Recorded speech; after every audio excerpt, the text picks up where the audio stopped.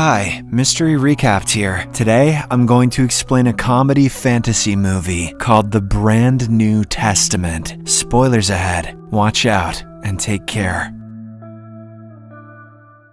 The movie is set in a world where God lives in an apartment in Brussels with his wife and daughter Ia. He also has an elder son, Jesus Christ, or JC for short. Due to God's controlling nature, he doesn't have a good relationship with anyone in the family. In fact, young JC turns out to be a rebel and left home because he wanted to do things his own way. Moreover, God has grown extremely bored of inventing millions of kinds of creatures. Before the creation of humans, he created the city of Brussels and filled it with animals. He soon grew bored of this as animals didn't do anything interesting. So then he created the first man in his image, named Adam. This man wandered aimlessly around the city for hours on end until he met the first woman, Eve. As God had intended, they soon procreated, which led to human civilization spreading across the globe. Just an entire incest army. Currently, the 10-year-old Ia isn't allowed to go outside, and there's no way in or out of the apartment. God spends most of his day in his office, which has a supercomputer that he uses to control and manipulate the fate of the world. No one other than him is allowed inside the office. God's wife is a bit of a cuckoo and never complains about anything. She spends her days doing embroidery and looking at her baseball card collection, which consists of exactly 18 cards. It is also revealed that Ia, just like her brother JC, is capable of feats of magic. One day at the dinner table, she moves a glass of water simply with her mind and hopes this would impress her father, but God scolds her for it, probably because he's jealous since he can't do magic. To distract himself from his monotonous life, he created humanity as toys. He sadistically causes a lot of catastrophes to watch the humans suffer. He also writes universal laws which causes people a lot of inconvenience, as well as 8-hour workdays and 2 weeks of vacation per year because he's a friggin' prick. One afternoon, God accidentally leaves the office door open, so Ia sneaks inside and takes a look at his supercomputer. The divine child is shocked at all the cruelty her father's caused. Later at dinner, she calls out her dad for this, but it only makes him furious. He chases her around the apartment and whips her with his belt until his anger subsides. After years of both emotional and physical abuse, Ia finally decides to take revenge by doing something good for humanity. The next day, she turns to the figurine of Jesus Christ in her room. She calls his name, which is enough for the figurine to change into a living mini version of JC. She then tells him everything and asks for advice on how to proceed. JC tells her to go get some apostles, people who would spread her teachings. He suggests that she should get 6 of such preachers. She can choose 6 random people from God's files and then simply impress them with little miracles. More importantly, he suggests that she observe the lives of her apostles. This will help Ia write a brand new testament that will guide humanity going forward. Before the conversation ends, JC reminds her that God is nothing without his computer. He also tips her that she can use the washing machine to escape from the apartment. The following night, Ia takes advantage of God, falling asleep on the couch, and steals his key. She gets into his office and takes 6 random humanity cards from a file in one of the cabinets. She then uses the computer to send separate text messages to every person on the planet. In it, she reveals the date of their deaths. Afterward, Ia changes the program password to 18 and logs out. She then goes to the washing machine, gets inside it, and finds a long tunnel that leads to the outside world. As Ia crawls through the tunnel, the world starts to get the texts. People initially think that it's one big prank, but as the time passes by, several people start dying exactly on the mentioned date and time. Humanity quickly realizes that all these deaths cannot simply be coincidences. This causes absolute chaos, as everyone knows how much time they have left to live. Many of them don't even show up at work and spend their entire time with their loved ones. Wars are abandoned, and people start posting themselves doing things they've always wanted to do, but never dared to do before. All in all, the world now has a greater freedom of will. Back at the apartment, God wakes up and finds out what happened through his special TV. He immediately tries to get into his office, but realizes the key is nowhere to be found. He then grabs an axe and destroys the door, only to find out that he has been locked out of his computer. He can smell his scent in the room that ultimately takes him to the washing machine. The hell is this thing? On the other hand, Ia finally reaches the end of the tunnel, which is inside another washing machine at a laundromat. She leaves the building and is immediately amazed by the sights and sounds sounds of the outside world. Ia also enjoys the taste of a burger that she finds in a trash bin. The spoiled meat in it makes her throw up instantly. Nearby, a homeless man named Victor finds her puking and tries to help her. Ia asks if he can read and write. When he responds with a yes, she assigns him as her scribe. She then requests to be taken to the addresses on the apostles' files. Since Victor doesn't have anything important to do, he agrees to accompany her on the mission. Meanwhile, God realizes that he'll have to leave the apartment to find Ia. He knows that if she gathers followers like JC, she could eradicate his control over humanity. Thus, he reluctantly enters the tunnel in the washing machine. In the meantime, Victor takes Ia to see her first apostle, Arielle. Despite learning that she has only 11 years left to live, Arielle changed nothing about her life and continued as usual. She lives alone, which is strange for a woman so beautiful. It is revealed that when she was a little girl, her arm was ripped off by a subway car, so she shies away from people as she thinks people will find her creepy. Meanwhile, Ia approaches her and asks her to talk about herself so Victor can write the lessons learned from her life for the brand new testament. Arielle finds it a bit odd, but she agrees anyway. She then talks about an anecdote of the time when she was approached by a hobo. She had thought he would rob her, but instead, he simply said life is like a skating rink. A lot of people fall, and also the beers are too expensive. Arielle cries as she tells them how that little line got stuck in her head. She thinks she fell a long time ago and has never managed to stand after that, but the beers are still too expensive. Moved by the story, Ia puts her ear against the young woman's heart and tells her that a miracle will happen soon. Later that night, in her dreams, Arielle sees her lost hand dancing on her kitchen table and touches it again. She finally accepts her disability and decides to move on with her life. How is that a miracle? Meanwhile, Ia meets her second apostle, Jean-Claude, a man who is gradually reaching his retirement age. When he was young, Jean-Claude had an adventurous spirit, but then reality hit him and he had to work to survive. This trapped him in a boring 9-to-5 corporate job, leaving him with a depressing routine and no family. Fuck, that hit close. After learning he has 12 years left to live, he threw his phone and briefcase in the trash. He is currently sitting on a bench in a park from which he has decided to never move again. Ia notices him looking closely at the birds in a nearby tree. She approaches the old man and reveals that she can talk to animals. Taking this to be a joke, Jean-Claude tells her to ask the bird why it never leaves the park. The divine kid obliges and also relays the question. The bird says it could ask the same question to Jean-Claude, as he too never leaves the park despite having full autonomy over his legs.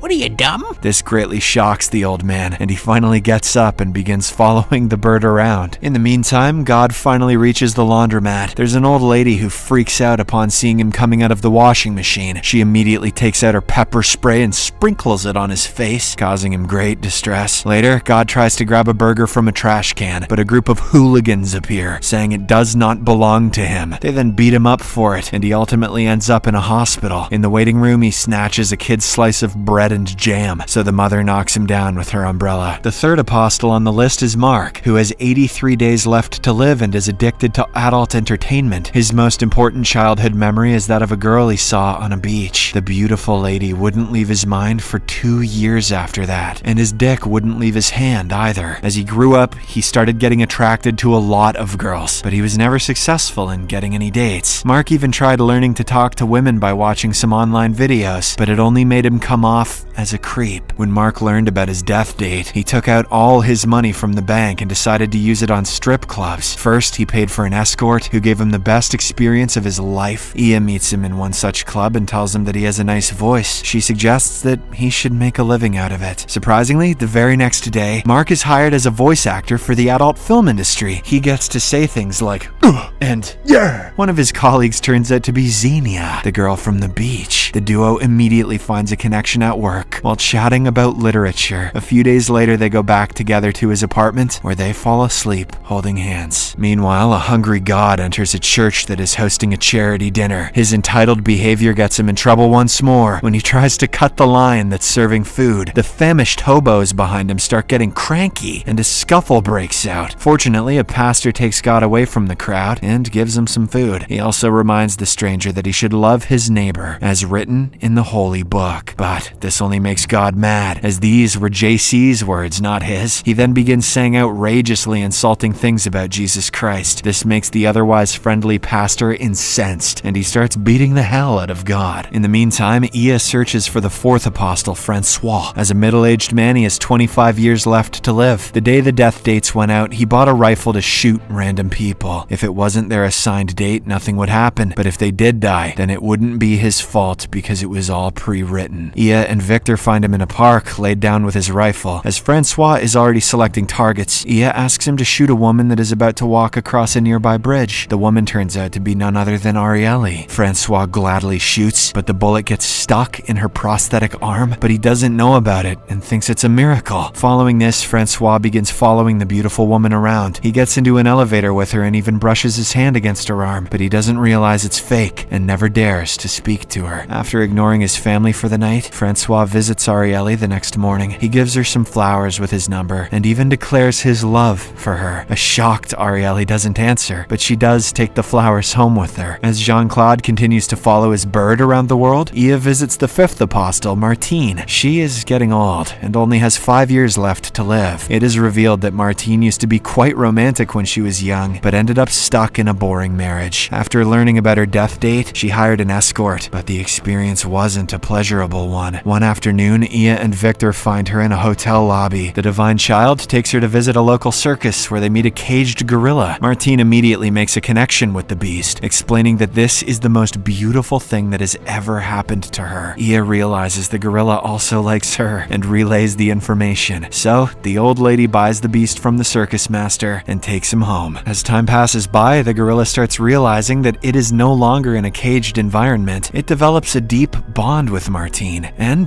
they end up kissing. And according to the scripture, 5 years from now, they may just try to do more than that. Meanwhile, Arielle finally calls Francois and invites him over to her home. She shows him the bullet scar on the prosthetic arm during lunch. The guy is shocked to learn that her arm isn't real, but he doesn't care, as he's in deep love with the woman. Therefore, he kisses her arm, and they end up spending the night together. Elsewhere, Jean-Claude keeps on following his bird, which has now found a flock. The last apostle is Willie, a young child who has only 54 days left. He has always been sick and even got surgery to remove his tumor. When he learned about his death date, Willie decided to embrace his real identity and started dressing like a girl. When Iya and Victor meet the kid, he only has a little over a week remaining to live. She gives him a shiny fish as a gift, which makes him very happy. He now wants to take it to the ocean and release it. The two children also begin hanging out together as they're the same age. During this week, the final stage of Iya's divine plan starts rolling into action. On Monday, Willie sells all of his parents' furniture and heads to a beach to release his shiny fish. On Tuesday, Francois vows to stop killing and spend his life with Arielle. The next day, the gorilla scares Martine's husband away, and they spend the night together. On Thursday, Mark and Xenia get intimate for the first time. The following day, Jean-Claude reaches the Arctic region where the flock forms an arrow to guide him to a local woman. On Saturday, the angry priest loads God in a plane along with the other immigrants that are to be deported to Uzbekistan. As it flies above the city, Iya and some of her apostles take Willie to the beach so he can die at the sea. Meanwhile, God's wife is happy as it seems he won't be coming home. She puts on some music and dances to it while cleaning. She even dares to go to his office to vacuum the floor. The wife then unplugs the computer so she can connect in the vacuum cleaner instead. This surprisingly causes Willie to not die, even when his predetermined time comes. Up above in the sky, the plane that God is in starts losing altitude and begins dipping towards the beach. But at that moment, the wife finishes cleaning and connects the computer again. This starts the whole system from the beginning. All the previously scheduled deaths are overruled, and the computer asks for a password. Curious, she types 18, which prompts the computer to welcome her as the goddess. Meanwhile, God's plane also regains altitude, and everyone loses the text message with their life countdown. The goddess then uses the computer to make the world a nicer, more beautiful place. The skies are now filled with flowers. People can walk on the bottom of the ocean. Gravity is flexible. There's no such thing as comment forums on the internet anymore, and the ice caps stop melting regardless of global warming. The final scene shows the aftermath of the goddesses taking over. Martine has a baby with the gorilla. Victor becomes a renowned author by publishing the brand New Testament, and Francois gets pregnant with Arielle's baby. Meanwhile, God is stuck in an Uzbek factory where he checks every washing machine, hoping